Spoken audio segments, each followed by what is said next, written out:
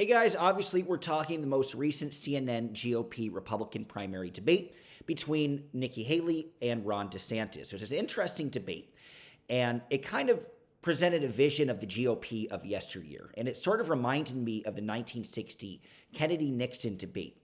Whereas it was a very tame affair and very substantive for once, and you could kind of envision a debate world because now it's been winnowed down to just two candidates, or according to CNN's rather unfair standards, though I still feel that Vivek Ramaswamy should have been included in the debate. But you see this world sort of without Trump, and nobody was too vicious. Haley was certainly on the offensive, tried to get in a few jabs over Ron DeSantis, called him desperate, and gave him what I think a lecture, gave him a lecture that I think ultimately landed, saying, "Don't talk to me about leadership," and talked about her credentials as governor of South Carolina in terms of bringing car manufacturing and various industries within the state. So she was able to brag about her state economically and do that successfully. So I think Nikki Haley won, not by a lot. But DeSantis certainly did well. I think it was probably his best debate performance, quite frankly. And he's very good in a one-on-one environment when the other person he's debating is this kind of very formulaic, predictable character. And I think Haley is ultimately quite predictable. You could see when she's going to attack, and you could see when she kind of wants to hang back and is too nervous to directly address the question or directly lob her criticism, particularly at Trump, obviously. So the crux of this debate, I think, is that Haley did well enough to continue the momentum in New Hampshire. I think her gaffe about the whole Civil War situation, if you actually talk to the voters of New Hampshire, which I have, most people don't really care, not really terribly offended by it. And they think it's just a case of the mainstream media being overblown. But again, this is kind of the tragedy of Nikki Haley. Why not just lean into that narrative and say, hey, it wasn't a big deal?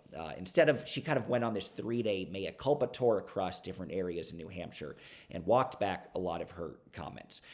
So Haley is clearly playing a dangerous game, and she is playing to her base. That's the crux. Haley is playing to the college-educated, more moderate base of the GOP.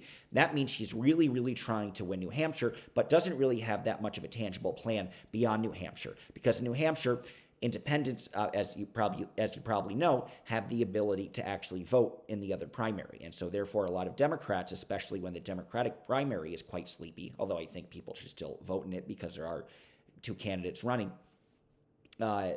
she's making a play for those type of voters who are more liberal, voters who are more reflexively anti-Trump, who have never been part of the GOP, so they don't have this loyalty to Trump in the first place.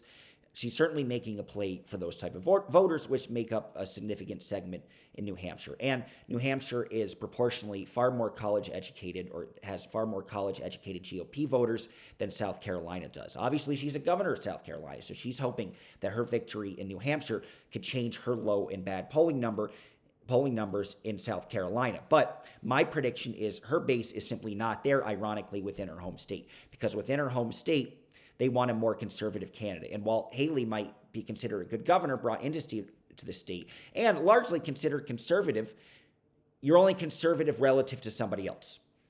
So if Trump says you're a neocon and not talking about the social issues, but talking about the foreign policy issues, she might be lobbed in on that. And there might be not enough college-educated voters, or voters who are, quite frankly, more wealthy and have a different point of view on these positions for them to actually vote her in office. So it's a very risky game, but I think in the short term, she's playing a smart game, and she needs to play good numbers. And she needs to specifically come close to winning New Hampshire, at least within 5 points, which I think this debate performance tonight allows her to do.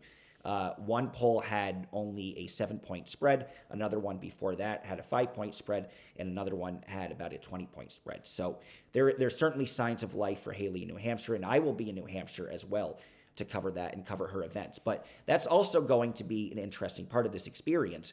Is Haley before had her events be open to the public. They're still open to the public, but she's not taking questions afterwards.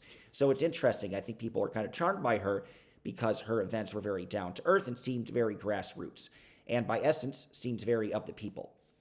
And now she's not taking questions. Her events are being flooded by the press. And she's kind of become glamorized. That might make her seem more detached and less relatable and less grassroots. So that might actually backfire in having these more exclusive events that are harder to get into. Every candidate, that happens with every candidate. That's a natural stage of the game. She's getting momentum at the right specific time. But yeah, she's making a play for voters who are anti-Trump in a way that she hasn't before, which is interesting, which again, she's really trying hard to take some momentum in New Hampshire, because she, out of nowhere, I mean, she wasn't even directly asked, but she declared that Trump was that Joe Biden was the rightful victor in the election, and also talked about her progressive credentials, without saying she's progressive, obviously, in her support of taking down the Confederate flag in South Carolina, of understanding the reaction of the George Floyd killing, and also talking about how she installed police cameras, body cameras within the police in South Carolina, and how that's been a very effective thing in addressing crime.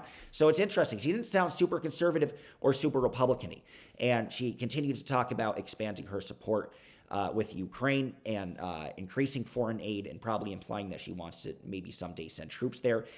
So she's certainly not trying to run away from the neocon image, which is interesting. She's solidifying it. And again, DeSantis did plenty well as well, but and I think he's able to hold Iowa well enough. Haley's big hope was that she would come in second place and really get some momentum going into New Hampshire. But I think DeSantis was able to hold his own. But all in all, a very polite debate, made Haley, I think, lock down that base that she wants to lock down, and she didn't make any big mistakes.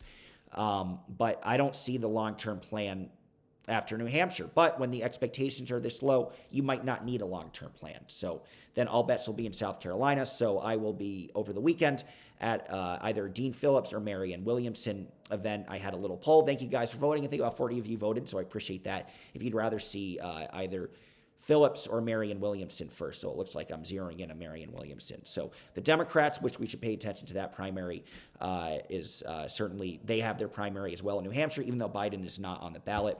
And then Alien Service Drone, that is a supporter of mine, somebody who has been watching consistently, or Alien Drone Service, which I think is a fun, ironic name. I think he's probably more anti-neocon.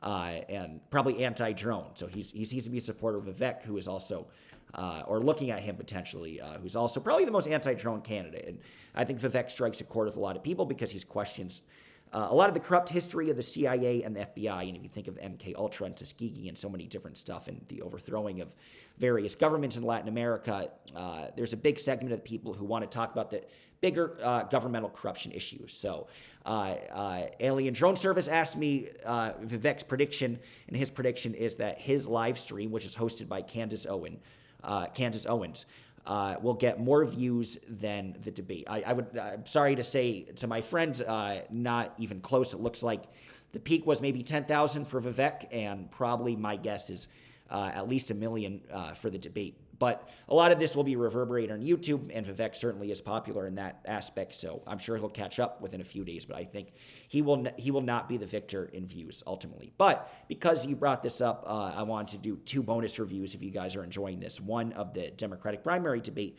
that got less attention, but that happened. And then I think of Vivek's live stream as well. I'll listen to all of that and do a review for you guys as well. And also check out Trump's town hall. Why not? So there's a lot on the agenda for today, so you'll probably see a couple videos tomorrow, but thank you for listening to me blab.